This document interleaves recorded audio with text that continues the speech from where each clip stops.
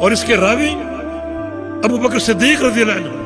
ابو بکر صدیق رضی اللہ عنہ خلیفہ رسول صلی اللہ علیہ وسلم، ان سے بہت کم حدیثیں مروی، لیکن جو بھی مروی ہیں بڑی چوٹی کی حدیثیں ہیں. جیسے یہ حدیث جو آپ کے سامنے پیش کر رہا ہوں، رسول اللہ صلی اللہ علیہ وسلم نے ارشاد فرمایا والذی نفسی بیدہ، اس ذات کی قسم جس کے ہاتھ میں میری جان ہے، لشرک اخفی من دبیب النمل، کہ شرک جو ہے اس کی آہٹ چونٹی کی آہٹ سے زیادہ ہے.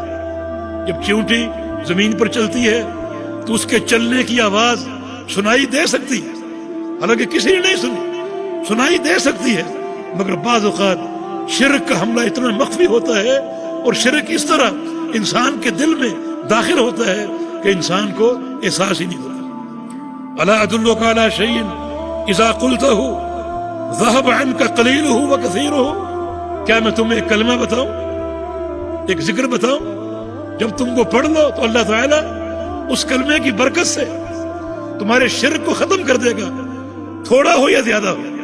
قلیل ہو و کثیر ہو، قلیل بھی کثیر بھی اس کلمے کی برکت سے اللہ تعالیٰ ختم کر دے گا. وہ کلمہ کیا ہے؟ فرمایا کہ قل، ابو بکر یہ کہو، اللہم انی اعوذ بک ان اشرک بک وانا اعلم واستغفرک لما لا اعلم. یا اللہ میں تیری پناہ چاہتا ہوں کہ تیرے ساتھ شرک کروں جانتے بوجھتے ہوئے، تیری پناہ چاہتا ہوں کہ جانتے بوجھتے ہوئے تیرے ساتھ شرک کروں، اور یا اللہ جو عدم علم یا بے دہانی میں شرک کر بیٹھا اس کو معاف کر دے.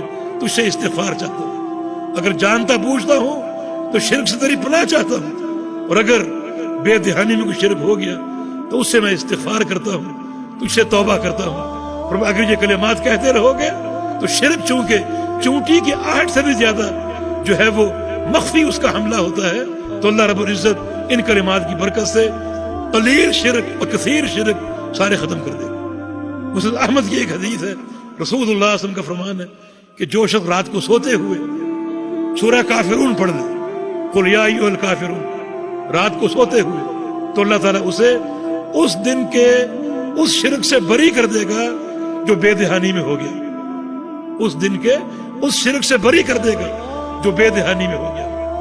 یہ عظیم سرمایہ اور یہ عظیم علم، اس کو اپناؤ. استعاذہ نقطہ توحید عبادت ہے اور اس کا مستحق اللہ رب العزت ہے. اپنے آپ کو لاچار کر لو، اپنے آپ کو مجبور کر لو، مضطر کر لو اپنے پروردگار کے سامنے. یا اللہ تو ہی پناہ دینے والا ہے، تیرے علاوہ کوئی نہیں. اللہ کے پیارے پیغمبر محمد رسول اللہ صلی اللہ علیہ وسلم جو پوری کائنات کے سردار ہیں، اللہ فرما رہے قل، اے محمد تم بھی کہو اعوذ برب الفلق، پناہ چاہتا ہوں رب الفلق کی، رب الفلق کی پناہ چاہتا ہوں جو صبح کا رب ہے، صبح کے اجالے کا رب ہے. کس چیز سے؟ من شر ما خلق، ہر اس چیز کے شر جو اللہ نے پیدا کی. جو بھی چیز کسی شر کا باعث ہے اس شر سے رب الفلق کی پناہ چاہتا ہوں. اور آگے کیا ہے؟ ومن شر غاسق اذا وقب، رات کی تاریکی سے پناہ چاہتا ہوں رب الفلق کی. جب رات آ جاتی ہے تو اس کی تاریکی سے پناہ چاہتا ہوں. کتنی عظیم یہ جو ہے وہ استعاذہ کی دعا ہے، کثرت سے پڑھو. نبی علیہ السلام کا فرمان ہے لم يتعوذ بمثلهم المتعوذون، پناہ طلب کرنے اللہ تعالیٰ کی، اللہ کی پناہ طلب کرنے والوں کے لیے سب سے بہترین جو پناہ کی دعا ہے وہ یہی دو صورتیں، ان جیسی اور کوئی دعا نہیں.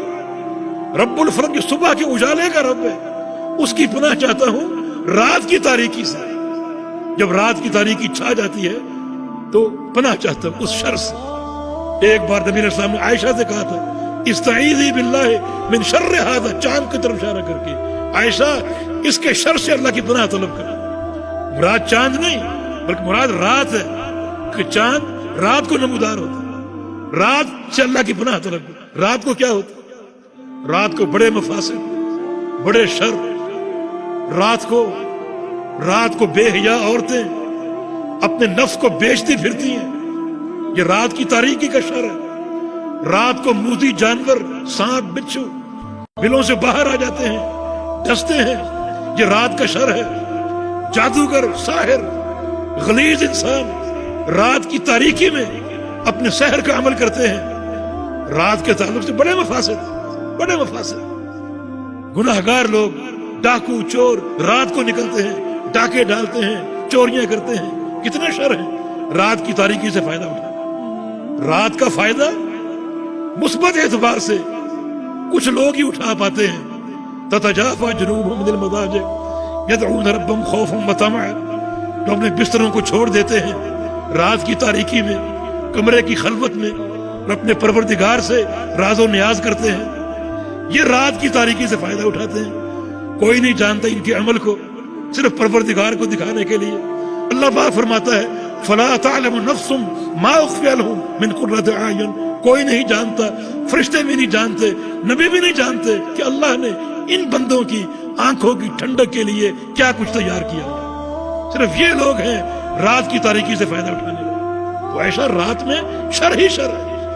اللہ سے پناہ طلب کر، رب الفلق وہ صبح کے اجالے کا رب ہے۔ رات لمبی ہوتی ہے، بعض اوقات پریشان کن تکلیفیں آتی ہیں، رات کٹتی نہیں، تو صبح کے اجالے